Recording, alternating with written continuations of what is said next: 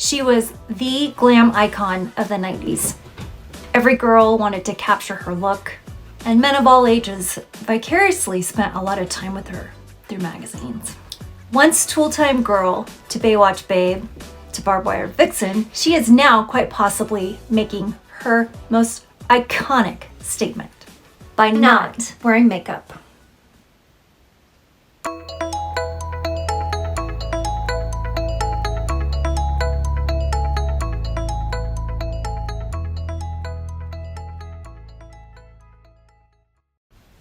So I'd like you guys to take a look at this short and introduce you to who I'm referring to.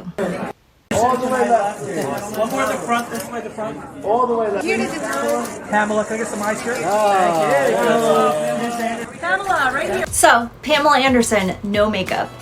The woman, the icon known for her overplucked eyebrows, heavy eyeliner, pink glossy shimmery lipstick, tan, is wearing no makeup.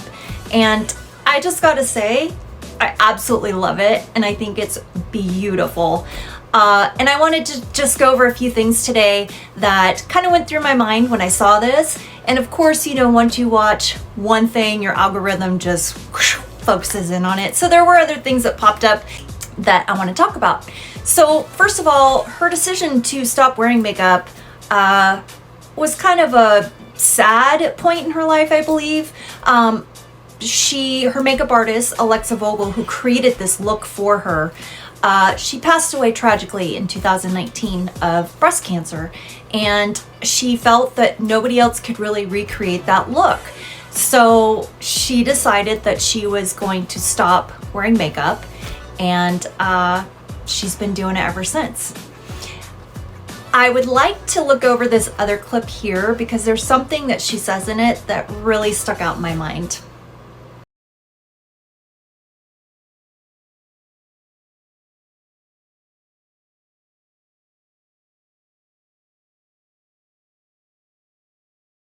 So pretty far into the clip there, she talks about saying, I'm not trying to be the prettiest girl in the room. And that really stuck out to me because I know for myself personally, you know, I'll get into this, but the industry that I was in, you had to have a look. And obviously she was thrown into this kind of look that was her. And I remember back in the day, she actually was, when she was, say, on Home Improvement, there was a short period before she became Pamela Anderson. She was Pam Anderson. She's Canadian, so she did have more of a simple, pure look to her. She's always been beautiful, but I do feel there was a reinvention of her image. And to hear her say, I'm not trying to be the prettiest girl in the room, just really stuck out to me. And it got me to thinking also, you know, kind of with our society, how we do that to women. And we actually, that is what we expect a pretty woman to look like. And in nature, you know, the males are typically the more aesthetically appealing creatures.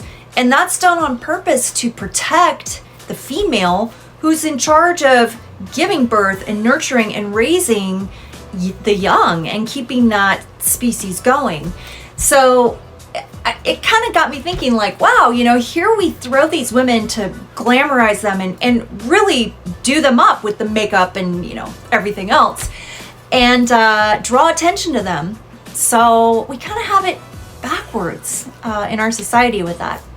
Another reason I think I really connected with this whole no makeup thing and Pam Anderson is because I was in the beauty industry. I was a seasoned hairdresser for 10 years, and unfortunately had to step away from the chair because I started having chronic pain and nerve damage. It was really hard for me. I had actually idolized hairdressers as a little girl. I had had practically every color from the blonde range to the brunette range. I loved playing around with different hair colors, different cuts. So at the point where I got to do it and that was my thing, was just amazing and a dream come true. But unfortunately, after I had to step away from the chair, I found myself kind of starting over again. And really, it's such a niche industry. What do you do when you've done hair for 10 years? So this was around 2019. I somehow found myself starting my own business, promoting small businesses by going live. And so I still found myself in front of a camera. So coloring my hair, doing my makeup, the whole big thing. And we all know what started to happen around 2019, 2020. And that didn't last very long. It didn't go very far because part of going live was sitting down with small business owners and interviewing them and having conversations with them. And we weren't doing that. None of us were at that time. I don't know if it's fate that it happened at the same time, but that is around the time that I ended up rescuing my livestock guardian dogs. And when I got them, I knew nothing about them. I had nothing set up for them, nothing. So I'm someone, when I do something, I dive in, I want to know everything about it, I research it, you know, as much as I can do, as much knowledge as I can have behind it.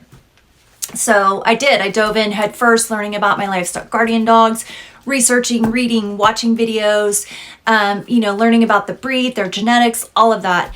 And I, at that point, had, because there was no hair salons taking appointments, I had taken things into my own hands and literally chopped my hair off. I bleached it super blonde and just said, let's see where it goes. And from that point on, my focus had been on my dogs and learning about them and taking care of them. They were a lot of work, not my hair. And so since that time, yes, I do need a haircut, but I never colored it. I just let it grow out and found myself with long gray hair that doesn't in any way reflect being in the beauty industry at all. But I have to say that I don't think I will ever color it again. I just have zero desire. I love the freedom.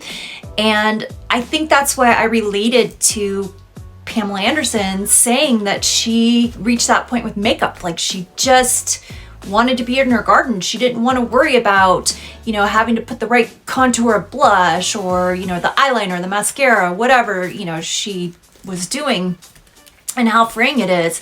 And it is. I couldn't. It almost makes me cringe to think about sitting down and having a bunch of chemicals on my scalp. And I used to do that for a living and also to my own head.